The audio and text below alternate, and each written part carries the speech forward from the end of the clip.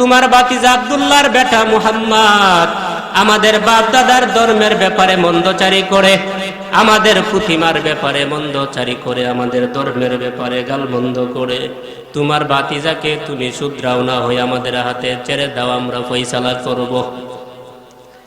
আবু তালেব বললেন, যাও ঠিক আছে, ভাতিজাকে আমি বলবো, ভাতিজার সাথে ফয়সালা করে নেব। মুহাম্মদ আসলেন, বললেন, ইয়া মুহাম্মদ,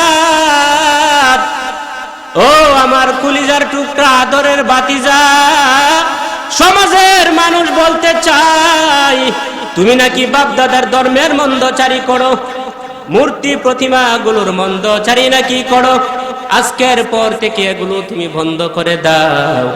পয়গম্বর বলতেছেন, চাচা যান, আমার জীবনও যদি চলে যায় তবু আমার আল্লাহর পক্ষ থেকে প্রেরিত দ্বীনের দাওয়াত বন্ধ করতে পারবো না।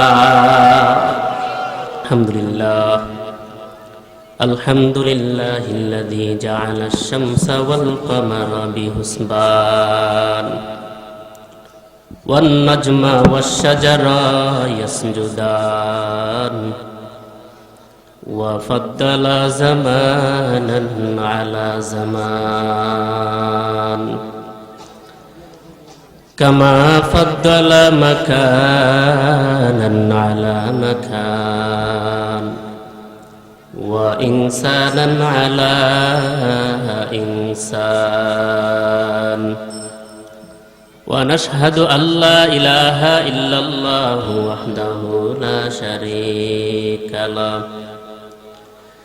لا جد له ولا جد له ولا مثل له ونشهد أن سيدنا وسندنا وحبيبنا وطبيب قلوبنا ومولانا محمدا عبد الله ورسوله صلى الله تعالى عليه وعلى آله وأصحابه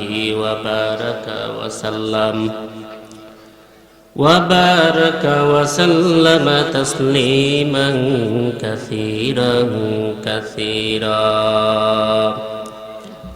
الذي أرسله بالحق بشيرا ونذيرا وداعيا إلى الله بإذنه وسراجا منيرا.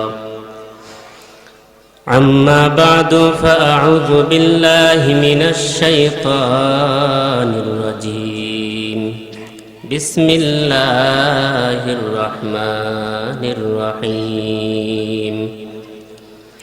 أتل ما أوحي إليك من الكتاب وأقم الصلاة إن الصلاة تنهى عن الفحشاء والمنكر ولذكر الله أكبر والله يعلم ما تصنعون.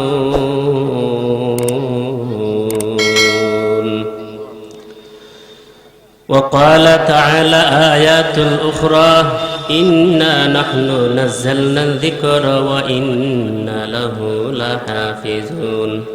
قال النبي صلى الله عليه وسلم خيركم من تعلم القرآن وعلمه أو كما قال النبي صلى الله عليه وسلم. قال تعالى في شان حبيبه ومحبوبه ومعشوقه مخبرا وعامرا إن الله وملائكته يصلون على النبي يا أيها الذين آمنوا صلوا عليه وسلموا تسليما. اللهم صل على روح محمد في الأرواح وعلى جسد محمد في الأجساد وعلى قلب محمد في القلوب قبر محمد في القبور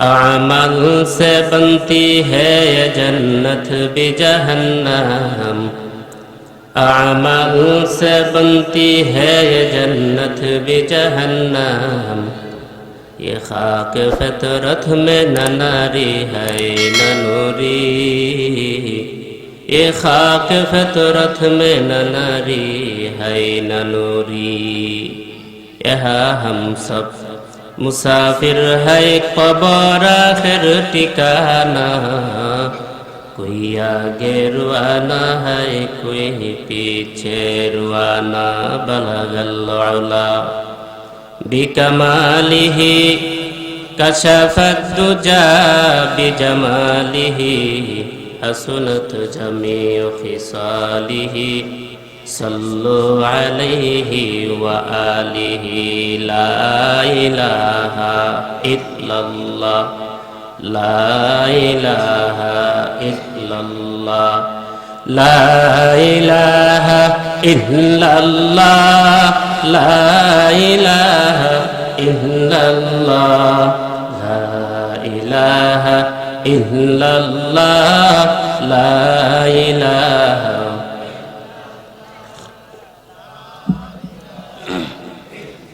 मोहब्बते पढ़ी सबाई मोहब्बते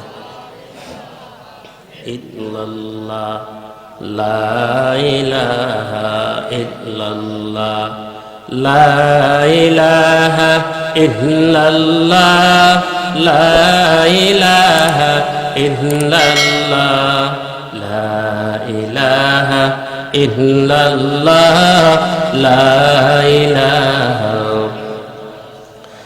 ला इल्लल्लाह मुहम्मदुर रसूलुल्लाह सल्लल्लाहु अलैहि वसल्लम सुब्हानका ला इल्मा लना इल्ला मा अल्लमतना इन्नका अंतल अलीमुल हकीम रब्बि इश्रह ली सदरी व यस्सिर ली अमरी वाहलुल उक़दतम मिन लिसानी यफ़क़हू कौली। আলহামদুলিল্লাহ। কাওয়ারটেকি মধ্যপাড়া জাবালে নূর জামে মসজিদের উদ্যোগে আয়োজিত প্রথম বার্ষিক ইসলামী মহাসম্মেলনের প্রধান অতিথি জনাব অ্যাডভোকেট শহীদুল্লাহ শহীদ সাহেব, বিজ্ঞান ও প্রযুক্তি বিষয়ক সম্পাদক নরসিংদী জেলা আওয়ামী লীগ ও সদস্য জেলা পরিষদ নরসিংদী। উপস্থিত আছেন অত্যন্ত শ্রদ্ধাভাজন সভাপতি জনাব ইফরানুল হক ভুইয়া জামান, চেয়ারম্যান পাটুলি ইউনিয়ন পরিষদ, সহসভাপতি জনাব মোহাম্মদ আব্দুল হাই সাহেব, সাবেক ইমাম পুরাদিয়া কেন্দ্রীয় জামে মসজিদ, উদ্বোধক জনাব মোহাম্মদ ফারুক মোল্লা, বিশিষ্ট ব্যবসায়ী পাঁচকান্দি বাজার। প্রধান বক্তা হিসাবে উপস্থিত আছেন হজরত মাওলানা হাফেজ সালাউদ্দিন নয়নপুরি সাহেব বিবারিয়া।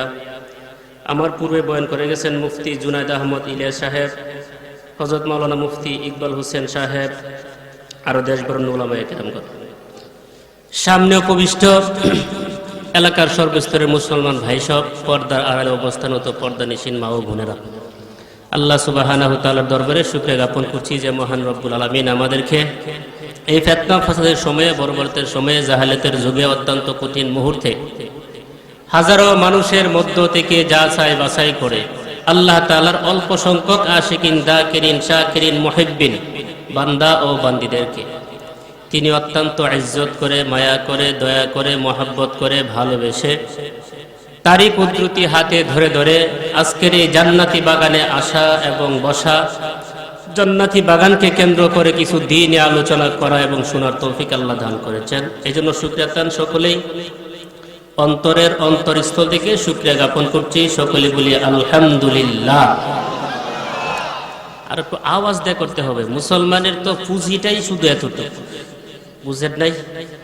মুসলমানের আওয়াজে নারায়ে তাকবীর, আল্লাহু আকবারের ধ্বনি, এই সমস্ত ছোট ছোট স্লোগানে কাফের মুশরিক বেঈমানের দল তাদের অন্তর তরতর করে কাঁপে। আমার আপনার যেই আওয়াজ, এই আওয়াজে তাদের অন্তর তরতর করে কাঁপবে দূরের কথা, তারা তো এসে আমাদেরকে হামলা করবে। এইভাবে আওয়াজ করতে হবে যে মুসলমান বীরের জাত, এখনো তারা সজাগ আছে, পারবো ইনশাআল্লাহ। তাহলে আবারও শুকরিয়াটা একটু মন থেকে, মনটা খোলাসা করে আমরা আদায় করব। সকলেই শুকরিয়া জ্ঞাপন করছি, সকলেই বলি আলহামদুলিল্লাহ, মাশাআল্লাহ। এখন একটু বোঝা যাইতেছে যে আমরা ঠিক আছি নাকি? হাজার লক্ষ কোটি দুরুদ ও সালাম বিশ্ব মানবতার কান্ডারি সাইয়্যিদুল মুরসালিন, মুক্তির দূত, শফিউল মুজনিমিন হযরতে মুহাম্মদুর রাসূলুল্লাহ, সকলে পড়েন সাল্লাল্লাহু আলাইহি ওয়াসাল্লামের উপর। আবারও শুকরিয়া জ্ঞাপন করে নিচ্ছি যে মহান রব্বুল আলামিন আমাদেরকে শীতে কণ্ঠ, এত শীতের ভিতরে শীতকে উপেক্ষা করে এই মাজলিসে ধৈর্য সহকারে বসে থাকার তৌফিক আল্লাহ দান করেছেন। এই জন্য আবারও সকলে শুকরিয়া আদায় করি, সকলে বলি আলহামদুলিল্লাহ। এই যে ছোট ছোট শব্দ, এগুলোর কিন্তু পাওয়ার আছে, পাওয়ার আছে না নাই? মেশকাত শরীফের মধ্যে একটা হাদিস আছে, হুজুর সাল্লাল্লাহু আলাইহি সাল্লাম বলেন আফদালুল কালামি আরবাউ, কালামের মধ্যে চারটা কালাম হলো উত্তম। সুবহানাল্লাহ, আলহামদুলিল্লাহ, লা ইলাহা ইল্লাল্লাহু, আল্লাহু আকবার। এই চারটা কালাম হলো উত্তম। কেন? এক একটা কালামের ফজিলত অনেক। হুজুর আকরাম সাল্লাল্লাহু আলাইহি ওয়াসাল্লাম বলেন কেউ যদি একবার সুবহানাল্লাহ পড়ে, একবার সুবহানাল্লাহ, আকাশ থেকে জমিন পর্যন্ত পাকা জায়গা আল্লাহ তাআলা তার আমল নামায় নেক দিয়া পরিপূর্ণ করে দেন। ফজিলত আছে না নাই? আছে। এদিকে আমি যাচ্ছি না, আমি আপনাদের সম্মুখে আল্লাহ তাআলার পবিত্র কালামুল্লাহ শরীফের সূরা আনকাবুত এর 45 নম্বর আয়াত এবং হুজুর আকরাম সাল্লাল্লাহু আলাইহি সাল্লামের অসংখ্য অগণিত হাদিস থেকে ছোট্ট একখানা হাদিস আমি পাঠ করেছি। আল্লাহ চাহে তো ইহার ভিত্তিতেই কিছু কথা বলার চেষ্টা রাখি। ওমা তৌফিকি ইল্লা বিল্লাহ। সকলে দোয়া করবেন না ইনশাআল্লাহ? আর আওয়াজ দিয়ে বলেন সকলে দোয়া করবেন ইনশাআল্লাহ। আমার তো কথা বলার কোনো পাওয়ার নাই, আছে নাকি? যদি জায়গাতে সুইচটা বন্ধ করে দেন, শেষ। আমি আপনাদের তাকায় থাকবো, আপনারা আমাদের তাকায় থাকবেন, তাই না? দোয়া করেন এবং কিছু কথা আল্লাহ বাহির করে দেন, যে কথাগুলো দ্বারা আগে আমি নসিহত গ্রহণ করব, পরে পাশাপাশি আল্লাহ তাআলা সকলকে যেন হেদায়েত দান করেন। আয়াতে কারিমার অর্থে আমরা যাই। কি আয়াতে কারিমা তেলাওয়াত করেছিলাম? আল্লাহ বলেন উতলু মা উহিয়া ইলাইকা মিনাল কিতাবি ওয়া আকিমিস সালাহ ইন্নাস সালাতা তানহা আনিল ফাহশাই ওয়াল মুনকার ওয়া লাযিকরুল্লাহি আকবার ওয়াল্লাহু ইয়ালামু মা তাসনাউন। আল্লাহ বলেন পয়গম্বর উতলু মানে তেলাওয়াত করো, মা উহিয়া ইলাইকা মিনাল কিতাব, আপনার প্রতি প্রত্যাদেশকৃত কিতাব। প্রত্যাদেশকৃত কিতাব মানে কুরআন। আকিমিস সালাহ, নামাজ কায়েম করো। ইন্নাস সালাতা তানহা আনিল ফাহশাই ওয়াল মুনকার, নিশ্চয় নামাজ মানুষকে অশ্লীল গর্হিত বাজে কাজ থেকে বারণ করে। ওয়ালা যিকরুল্লাহি আকবার, আল্লাহর যিকিরই শ্রেষ্ঠ। আল্লাহু ইয়ালামু মা তাসনাউন, আল্লাহ তাআলা জানেন যা তোমরা করো। আল্লাহ জানেন কিনা? সবাই বলেন আল্লাহ জানেন কিনা? জানেন। এই আয়াতে কারিমায় আল্লাহ তাআলা তার বান্দা বান্দীদেরকে দুইটা আমলের দিকে উদ্বুদ্ধ করতেছেন। কয়টা আমল? দুইটা। কি কি? এক নাম্বার আল্লাহ বলতেছেন পয়গম্বর আপনি তিলাওয়াত করুন মানে কুরআন। দুই নাম্বার নামাজ কায়েম করুন। দুইটা আমলের কথা আল্লাহ বলতেছেন। তাফসীর কারকরা বলেন কেউ যদি এই কুরআনুল কারীমের তিলাওয়াত আর নামাজকে আঁকড়িয়ে ধরে দিনের বাকি কাজগুলো তার জন্য আল্লাহ তাআলা ইহসান করে দেন, অর্থাৎ সহজ করে দেন। এক নাম্বার, কুরআনে কারীমের তিলাওয়াত করলে লাভ আছে না নাই? বহু লাভ। হুজুর আকরাম সাল্লাল্লাহু আলাইহি সাল্লাম বলেন কেউ যদি একটা হরফ পাঠ করে আল্লাহ তাআলা তার আমলনামায় 10 খানা লেখ লিখে দেন। এমন কি কোনো হরফ আছে, এমন কি কোনো ভাষা আছে যে একটা অক্ষর পড়লে পরে আমলনামায় একটা লেখ লিখবে? নাই। একমাত্র একটাই ভাষা, সেই ভাষা হলো আরবি। আর কেউ আরবি একটা হরফ পড়লেই আল্লাহ তার আমলনামায় 10টা লেখ লিখে দেয়। এই কুরআনে কারীম তেলাওয়াত করা দরকার আছে না নাই? এই কুরআনে কারীমের আমল ঘরে ঘরে প্রতিষ্ঠিত করা দরকার আছে না নাই? এখন আসেন, কোরআনে কারীমের আমল যদি প্রতিষ্ঠিত করতে চান বাধা আসবে। কি আসবে বললাম? বাধা কিন্তু আসবে। বাধা গেল পাড়ি দিতে হবে। ছাত্ররা যখন লেখাপড়া করে, আমাদের ছেলে মেয়েদেরকে যখন আমরা লেখাপড়া করাই, তাদের মতো ভালো মানুষ কিন্তু আর কেউ থাকে না। কথাগুলো বুঝতেছেন? ছাত্রদের ব্যাপারে কোনো নেগেটিভ মন্তব্য থাকে না। সকলেই দোয়া করে, অমুকের ছেলে ভার্সিটিতে পড়ে, অমুকের ছেলে কলেজে পড়ে, অমুকের ছেলে মাদ্রাসায় পড়ে, অমুকের ছেলে এই বিষয়ে জ্ঞান অর্জন করেছে, খুব ভালো। শিক্ষাটা যখন সমাজে বাস্তবায়িত করতে চায় তখনই কিন্তু সমস্যা শুরু হয়ে যায়। কথা বুঝেন নাই? শিক্ষাগুলো যখন সমাজে বাস্তবায়িত করতে চায় তখনই সমস্যাগুলো শুরু হয়ে যায়। যেমন এক বেচারার আদরের একটা ছেলে, কথাগুলো মনোযোগ সহকারে শুনবেন, একটু আমার দিকে তাকান সবাই।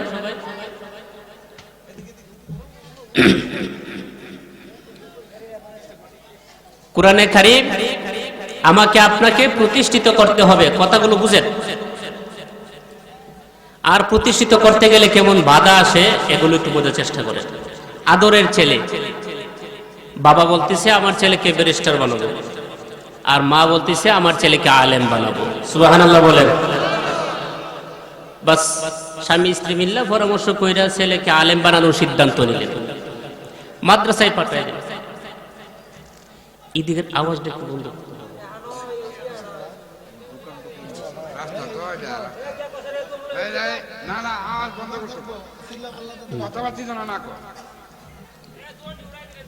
আচ্ছা সবাই কথা না বলি। ছেলেকে মাদ্রাসায় পড়াবে, আলহামদুলিল্লাহ দারুল উলুম দেওবন্দ থেকে, জি মাশাআল্লাহ আমরা কিন্তু মোটামুটি ভালো মানুষ হয়েছি, প্যান্ডেল অনুযায়ী অনেক মানুষ, ঠিক আছে না? আর প্যান্ডেলে কিন্তু একটা আদব আছে, সবকিছুর আদব আছে না? আদব আছে। ফুটবল খেলার কিন্তু একটা আদব আছে, জানেন এটা? কেউ যদি আদব রক্ষা না করে এটা লাল কার্ড দেখে বাইর করে দেয়। কথা বুঝছেন না? ক্রিকেট খেললো আদব আছে, দাগের বাইরে গিয়ে বল করলে এটা নো বল দেয়, ওইটা ফ্রি হিট, আর একটা অতিরিক্ত বল কর, এটা তোর জরিমানা নাকি? সব কিছুর একটা আদব আছে না? বসারও মাজলিসের একটা আদব আছে। আমরা পাকা জায়গাগুলো একটু বন্ধ করে বসি, যেন ইবলিস এসে আমাদেরকে না কুচাইতে পারে। পিছনের লোকদেরকে আর একটু আগানোর সুযোগ করে দেই, সকলে একটু আগায় যায়, নিজ দায়িত্বে একটু জিকির করেন, লা ইলাহা ইল্লাল্লাহ, লা ইলাহা ইল্লাল্লাহ, লা ইলাহা ইল্লাল্লাহ, লা ইলাহা ইল্লাল্লাহ, লা ইলাহা ইল্লাল্লাহ, লা ইলাহা ইল্লাল্লাহ, লা ইলাহা ইল্লাল্লাহ, লা ইলাহা। নিজ দায়িত্বে পাকাগুলো বন্ধ করে নি। মাশাআল্লাহ খুব সুন্দর হয়েছে। যে কথাটা বলতে চাচ্ছিলাম, এই কোরআনে কারীম প্রতিষ্ঠিত করতে গেলে বাধা আসবে, বাধাগুলো আমাকে আপনাকে পাড়ি দিতে হবে। নিজের মধ্যে কোরআন প্রতিষ্ঠিত করতে হবে, সমাজে করতে হবে, পরিবারে করতে হবে, নিজের মধ্যে করতে হবে। ছেলে আলহামদুলিল্লাহ দেওবন্দ থেকে দাওরা হাদিস মাস্টার্স কমপ্লিট করে মুফতি সাহেব হয়ে বাড়িতে ফিরতেছেন। বাবা খুব খুশি, সমাজের মানুষও খুশি। বাবা গেছেন ছেলেকে আগায় আনার জন্য।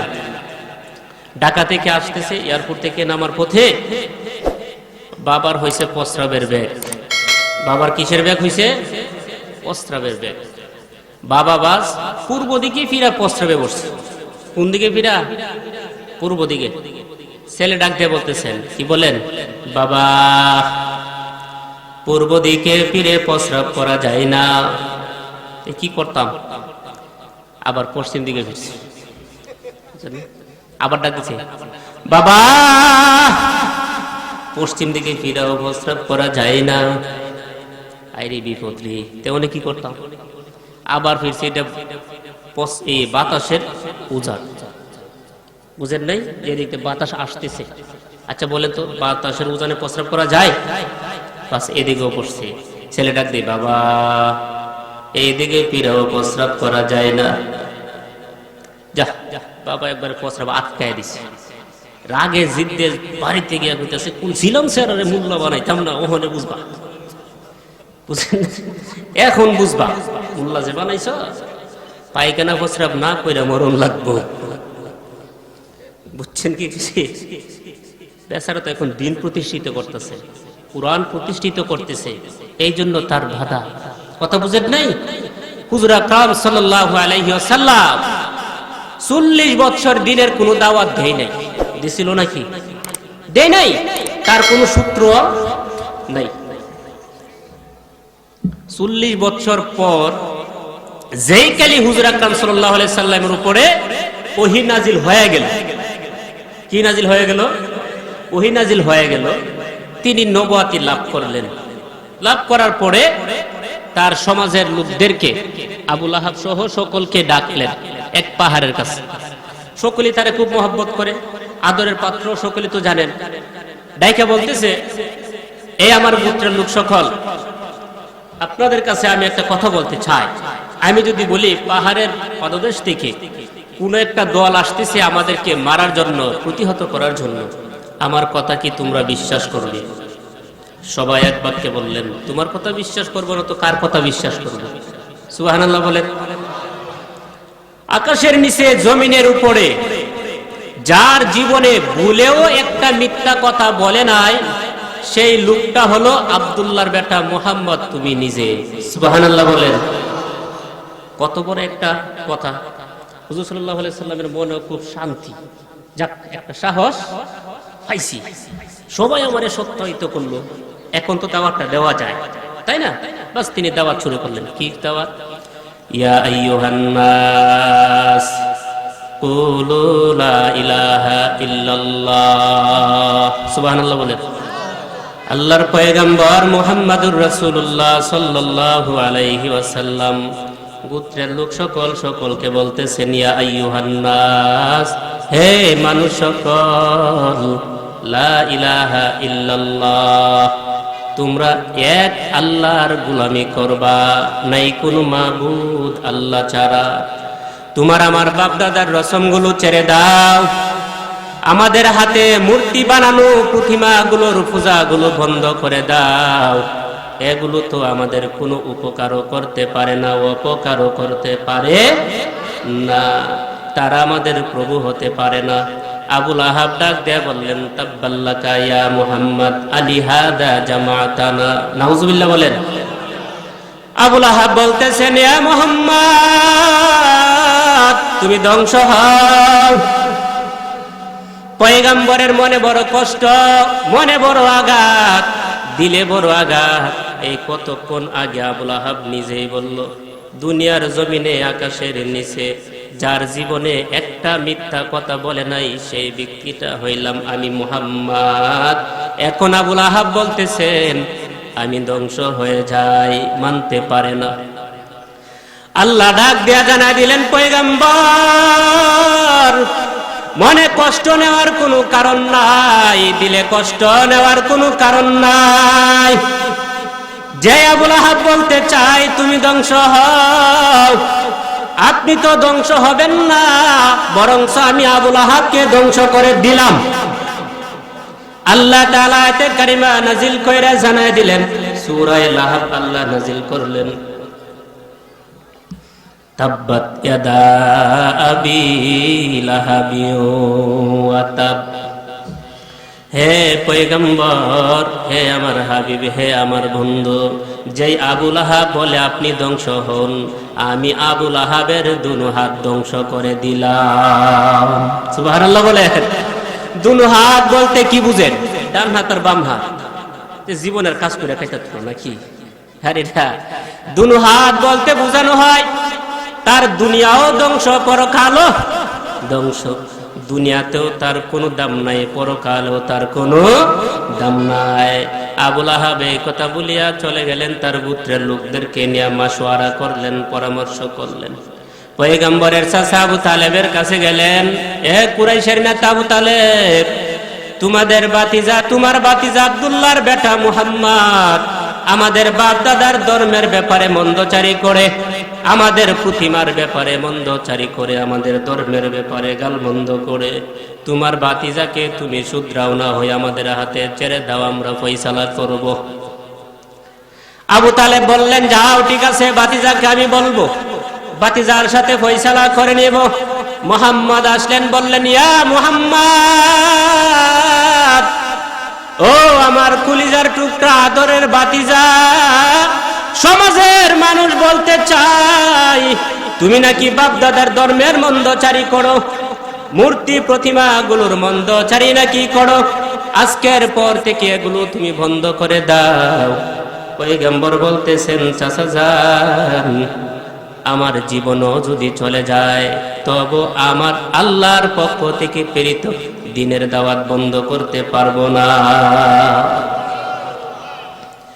গোত্রের নেতারা একত্রিত হয়ে পয়গম্বরকে বললেন, মুহাম্মদ, তোমার মনে কি আশা বাসনা বলো? তুমি কি দেশের প্রেসিডেন্ট হতে চাও? তুমি কি রাজত্ব চাও? আমরা তোমার পায়ের কাছে রাজত্ব ফেলে দিব, সমস্যা নাই। পয়গম্বর বললেন, না, আমার রাজত্বের দরকার নাই। তাহলে কি চাও? টাকা পয়সার মালিক হতে চাও? না, তাও আমার দরকার নাই। সুন্দরী কোন রমণীকে বিয়ে করতে চাও? না, তাও আমার দরকার নাই। ও গোত্রের লোক সকল, ও আমার চাচা জানেরা, ভাইয়েরা শুনিয়ালো, বাপজানেরা শুনিয়ালো, আমি রাজত্ব চাই না, দেশের সুন্দরী মেয়েকে বিয়ে করতে চাই না, টাকা পয়সা ধন সম্পত্তি চাই না। আল্লাহর পক্ষ থেকে যেই দিন আমি পেয়েছি, দিন আমি গ্রহণ করলাম। আকাশের চাঁদ কি কেউ কখনো এনে দিতে পারবে? এই বলেন, এনে দিতে পারবে? আকাশের সূর্য কেউ এনে দিতে পারবে? অসম্ভব জিনিসটা কেউ যদি সম্ভব করা হয়, আকাশের চাঁদ যদি এক হাতে এনে দেওয়া হয়, আকাশের সূর্য যদি অন্য আরেক হাতে এনে দেওয়া হয়, এরপরও আমি আমার আল্লাহর পক্ষ থেকে দ্বীনের দাওয়াত বন্ধ করতে পারবো না। সুবহানাল্লাহ বলেন। এবার আরবের নেতারা তারা তাদের দল নিয়ে পয়েন্টে পয়েন্টে মুড়ে মুড়ে বসে গেলেন পয়গম্বরকে বাধা দিবে বলে। সকলের মনে মনে দিলে দিলে একটা কথা ঢুকাইয়া দিলেন, আব্দুল্লাহর বেটা মুহাম্মদ পাগল হয়ে গেছে, পাগল। নাউজুবিল্লাহ বলেন। পয়গম্বর কোন দিক দিয়ে দ্বীনের দাওয়াত দিয়ে মজা পায় না, শান্তি পায় না। বিভিন্ন ভাবে তার উপরে টর্চার, বিভিন্ন ভাবে নির্যাতন, জুলুম। পয়গম্বর এক পর্যায়ে মনে করলেন আর ভাবলেন, সমাজের মানুষ হয়তো আমাকে চিনে নাই, আমাকে বুঝতে পারে নাই, আমি একটু দূরবর্তী এলাকায় চলে যাই। তায়েফের ময়দানে চলে গেলেন। তায়েফের ময়দানে গিয়া তায়েফের মানুষদেরকে দাওয়াতের কাজ আরম্ভ করে দিলেন। বললেন, ডাকলেন, ইয়া আইয়ুহান নাস কুলু লা ইলাহা ইল্লাল্লাহ মুহাম্মাদুর রাসূলুল্লাহ। ও তায়েফবাসী শুনিয়া লও, নিজেদের মন গড়া রসমগুলো বন্ধ করে দাও, বাপ দাদার বানানো প্রতিমাগুলোর পূজা বন্ধ করে দাও, এক আল্লাহর গোলামি শুরু করে দাও। আর আমি মুহাম্মদ আল্লাহর পক্ষ থেকে প্রেরিত রাসূল, তা তোমরা মেনে নাও। তায়েফের ময়দানেও কাফের মুশরিকের দলেরা তাদের দল বৃদ্ধি করে ফেললেন। তারাও পয়গম্বরকে চিনতে পারে নাই, পয়গম্বরকে পাগল পাগল করে দূর করে দেয়। চতুর্দিক দিয়া তাকে বৃষ্টির নেই পাথর নিক্ষেপ করে, পাথর পয়গম্বরের শরীর মুবারকে পাথর নিক্ষেপ করলেন। শরীর মুবারক থেকে রক্তগুলো জর্জর করে বাহির হইতেছে, জর্জর করে বাহির হইতেছে।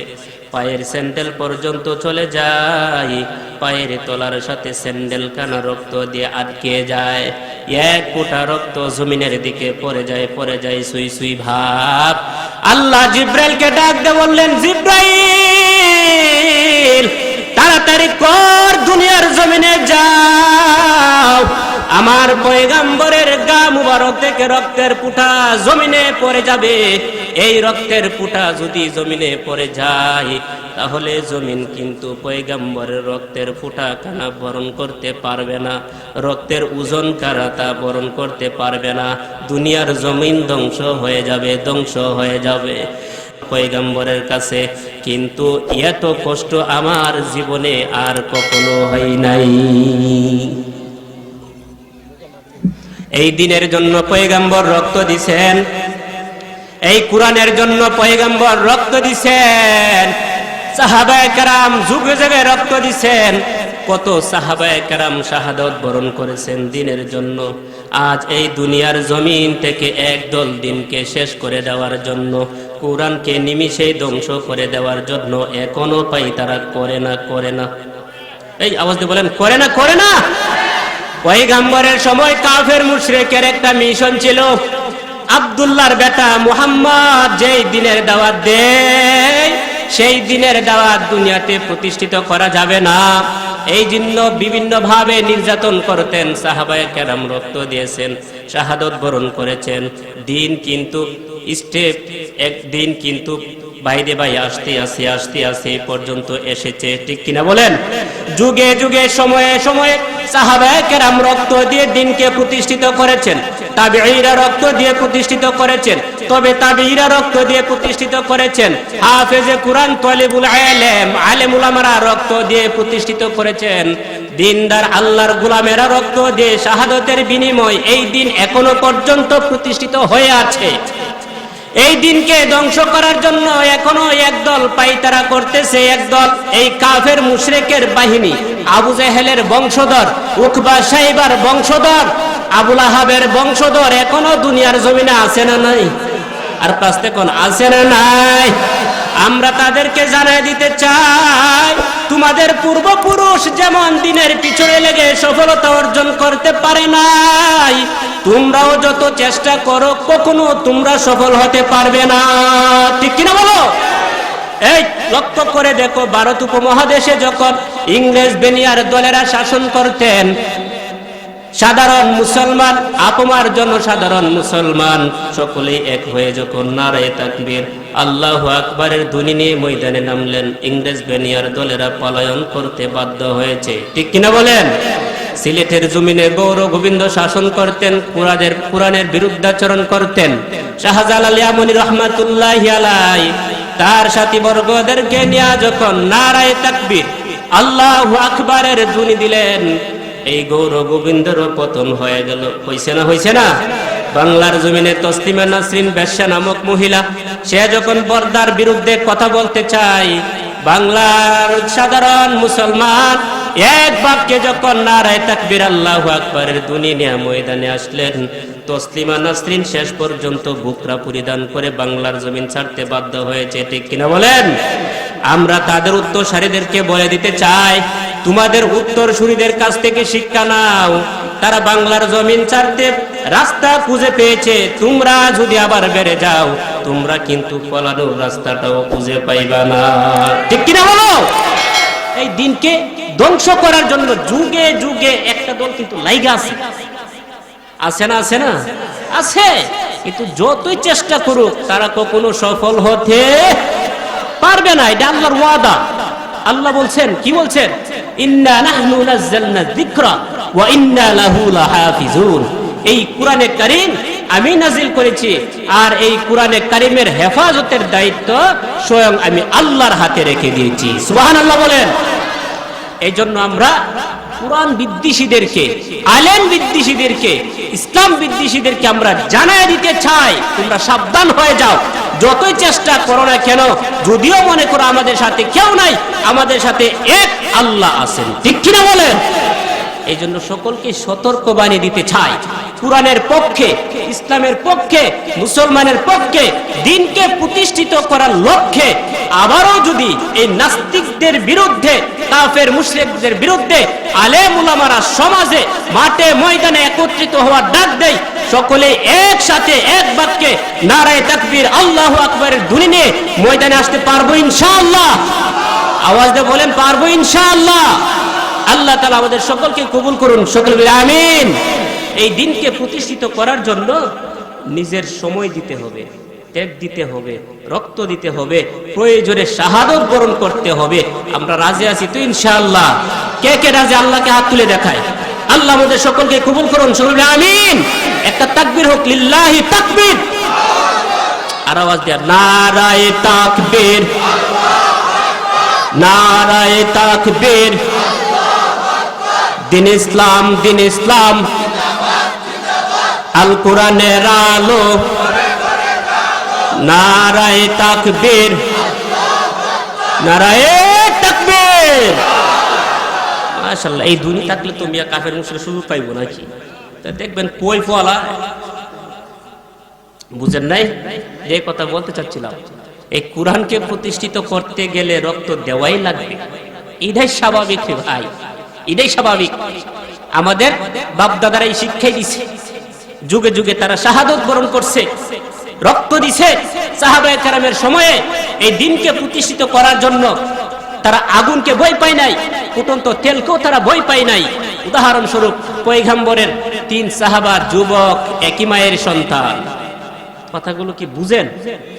একটু আমার দিকে মনোনিবেশ করা যাবে না? আমি আর বেশি কথা বলবো না, ঠিক আছে? প্রধান অতিথি আসলে তো আমি ছেড়ে দিব, বুঝছেন না? 3 ভাই, একই মায়ের সন্তান।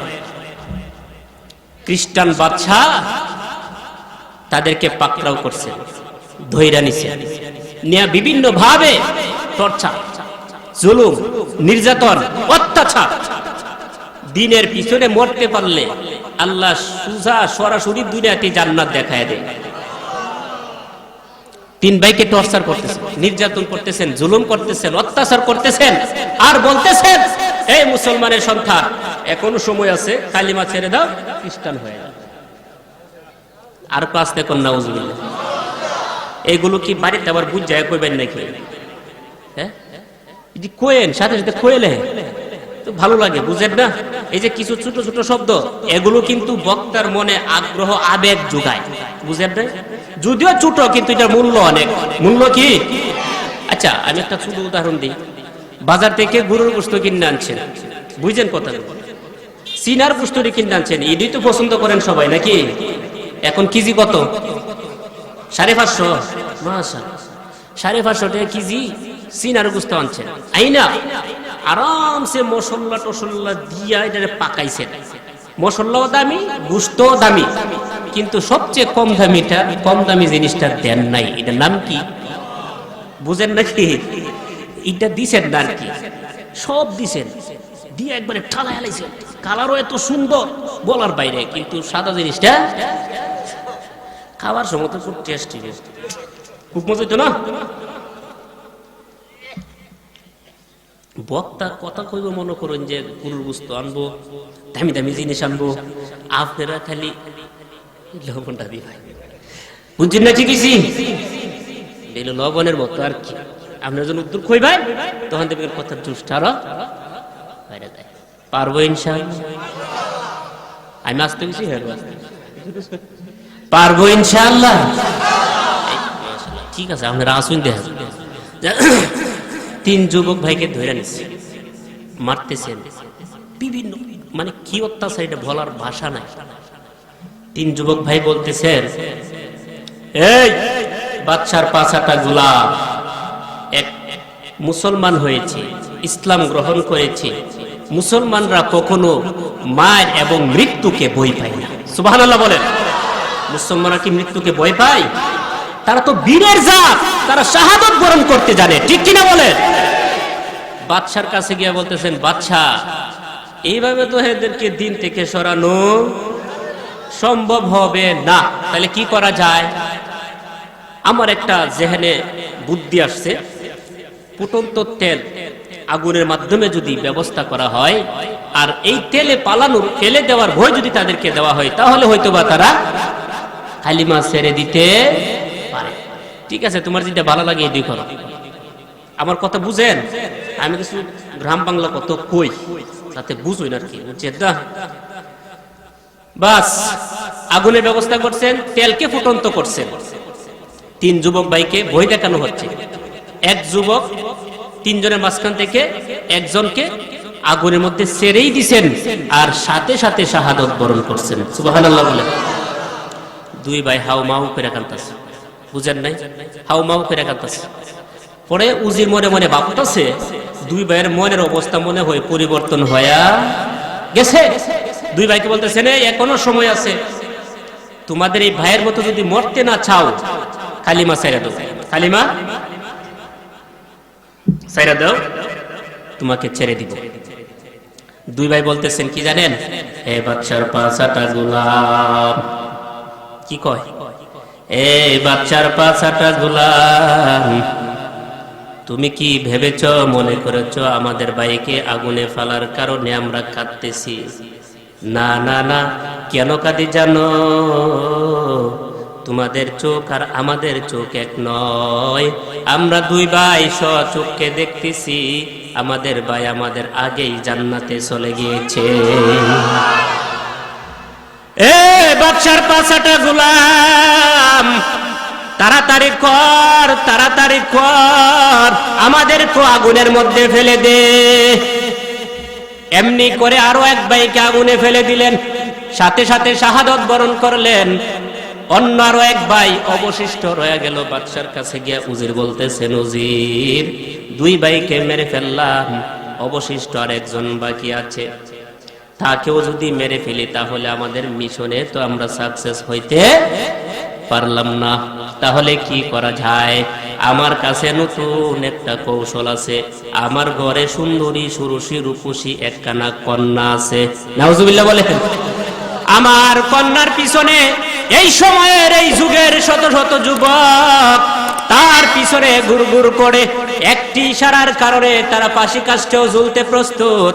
বাদশা আমাকে যদি সুযোগ দিন একবারের মতো, আমার মেয়েকে ব্যবহার করে হয়তো বা দিন থেকে সরাইতে পারে। নাউজুবিল্লাহ বলেন। এই যুগের যুবকদের ব্যাপারে যদি এমন হয় তাহলে সে কি বলতো? ভালোই হইব রে, ভালোই হইব ভাইদাজি, নাকি? হ্যাঁ। বাদশা বললেন, ঠিক আছে, যাও, তোমার যা ভালো মনে হয়, তোমার যা সুন্দর মনে হয় করে নাও। নতুন আলাদা সুন্দর একটা কামরার ব্যবস্থা করলেন। নিজের মেয়ের কাছে গিয়ে প্রস্তাব দিলেন, মা, বাদশার কাছ থেকে একখানা কাজ নিয়ে এসেছি, কাজে যদি তুমি সফল হতে পারো বাদশার পক্ষ থেকে বড় ধরনের উপঢৌকন পাওয়া যাবে, পুরস্কার পাওয়া যাবে। মেয়ে বলতেছে, বাবা কি কাজটা বলো না। বলতেছে, মুসলমান একটা যুবক, তাকে তোমার দিকে আকৃষ্টিত করে দিন থেকে সরাইয়া খ্রিস্টান বানাইতে হবে, পারবা না? মেয়ে ডাক দিয়ে বলেন, বাবা, আমি এই যুগের হুরপুরি, আমি এই যুগের হুরপুরি, আমার মতো সুন্দরী মহিলা তো এই জমিনে আর কেউ নাই। আমি হইলাম বিশ্ব সুন্দরী। আমার একটা ইশারার কারণে শত শত যুবক আমার পিছনে ঘুরঘুর করে একটা যুবককে দিন থেকে সরাইবো, এটা তো আমার দ্বারা কোনো ব্যাপারই না। মামুলি বিষয়, মামুলি বিষয়, চিন্তা করবেন না। ঠিক আছে। বাপ হয়ে নিজের মেয়েকে সজ্জিত করে আলাদা রুমের ভিতরে মুসলমান ইমানদার আল্লাহর গোলাম যুবকের সাথে এক কামরায় রেখে দিলেন। মেয়ে তার পথগুলো অবলম্বন করতে লাগলেন, ফুসলাইতে লাগলেন, যুবকের দিকে আকৃষ্ট হইতে লাগলেন। কিন্তু আল্লাহর কুদরত বোঝা যায় না। ইমানদার তো এই জন্য মেয়ের দিকে মুঠেও সে তাকায়া দেখে না।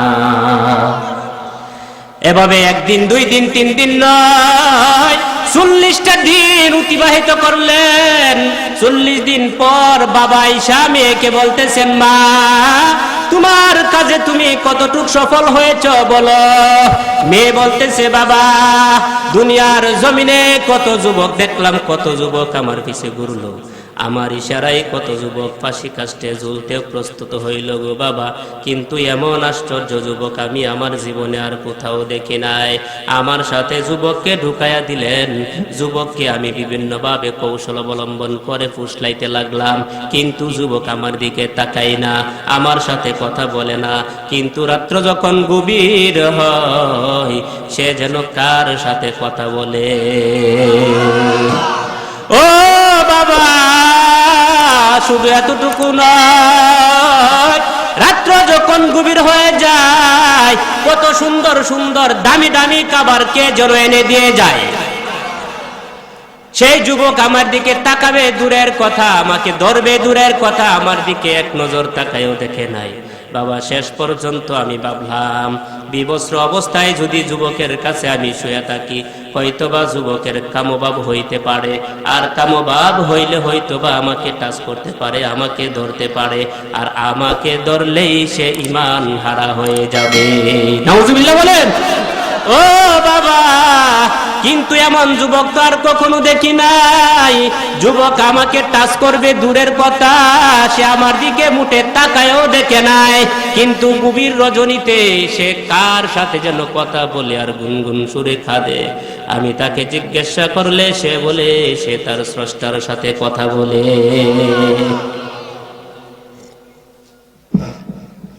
ও বাবা, ওই যুবক যেই স্রষ্টার কথা বলে বাবা, যুবকের কর্মকাণ্ড দেখে আমি যুবকের প্রতি আকৃষ্ট হয়ে গেছি। আমার মনে হয় আমিও কালিমা পয়রা মুসলমান হয়ে যাই। বাবা মেয়ের কথা শুই না, বাবা মেয়েকে বলতেছে মা তোর কথা শুই না, আমার দিলেরও পরিবর্তন হয়ে গেছে। তাহলে কি করা যায়? ওই যুবকের হাতে বায়াত গ্রহণ করে মুসলমান হয়ে যাব। এই যুবককে তো এখন এখান থেকে উদ্ধার করতে হবে, বাঁচাইতে হবে। বাঁচাইতে গেলে, উদ্ধার করতে গেলে কি করা দরকার? বাদশার কাছে উজির চলে গেলেন। উজিরকে বলতেছেন উজির মহোদয়, বাদশাকে বলতেছেন বাদশা সাহেব 40টা দিন যুবককে নেক না খেয়ে পড়ে আছেন, অসুস্থ হয়ে গেছে। এলাকা ছেড়ে দূরে কোথাও ভালো চিকিৎসকের চিকিৎসা করাইতে হবে। সুবহানাল্লাহ বলেন।